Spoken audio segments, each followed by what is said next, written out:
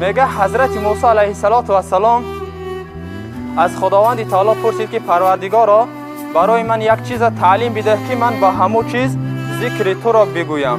خداوند تعالی گفت ای موسی لا اله الا الله بگو. حضرت موسی دوم بار پرسیدن پروردگارا برای من یک چیز تعلیم ده که من به همین تو را ذکر گم. خداوند تعالی بار دوم گفت ای موسی لا اله الا الله بگو. حضرت موسی گفتن پروردگارا این لا اله الا الله را تمامی مردم میدانند، پیش از ما بودگی امت ها هم لا اله الا الله میگفتند.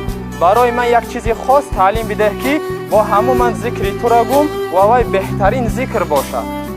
خداوند تعالی گفت ای موسی گفت 7 طبقه آسمان و آن چیزی که آنها را زیب میدهد، یعنی که فرشته و انسان و تمام مخلوقات غیر از من گفت خداوند. غیر از من 7 طبقه آسمان گرفته یک پله ترازو دمان و لا اله الا الله را یک پله ترازو دمان لا اله الا الله و از بین میبیا گفت. و همین خاطر هم پیامبر صلی الله علیه و سلم گفتن که ذکر لا اله الا الله را در ماه رمضان بسیارتر گویید. معنای لا اله الا الله نیست خدای بجز از الله و تعالی، غیر از الله دیگر خدا نیست. معناش همیه. و در دیگر حدیث آمدگی است هر کسی که لا اله الا الله میگوید فوراً درهای آسمان گشاده می شود. فوراً معناش سراچ نه، در حال درهای آسمان گشاده می شود و یگان ممانع، یعنی یگان پرده، یگان من میکردگی چیز نمیمونه. همه درهای آسمان گشاده می شود.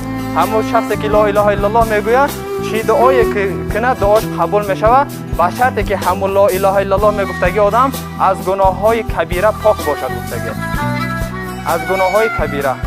امام شمس الدین ذهبی یک کتاب بزرگ، یک کتاب بهترین برآوردگی، این کتاب خانه هم میفروشه، حتی تلفن هم در پلی مارکت الکترونی ورسیت برآمدگی است. نام کتاب 76 گناه کبیره. 76 تا گناه کبیره در همین کتاب آوردگی است. از همه کلانترین گناه کبیره این شرک آوردن به خداوند، بعد از وی سحر و جادو و آدمکشی و بینمازی و عرقخوری و زنا و دروغگویی. حتی همین دروغگویی، سخنچینی همین هم گناه کبیره. باید آدم روزدار از همین ها هم پرهیز کنه. گفتاد هر کسی که لا اله الا الله میگه درهای آسمان گشاده میشه، دعاش قبول میشه، با شرطی که گناه کبیره نداشته باشه، با شرطی که از دروغگویی و از سخنچینی و از همین چیزها پاک باشه.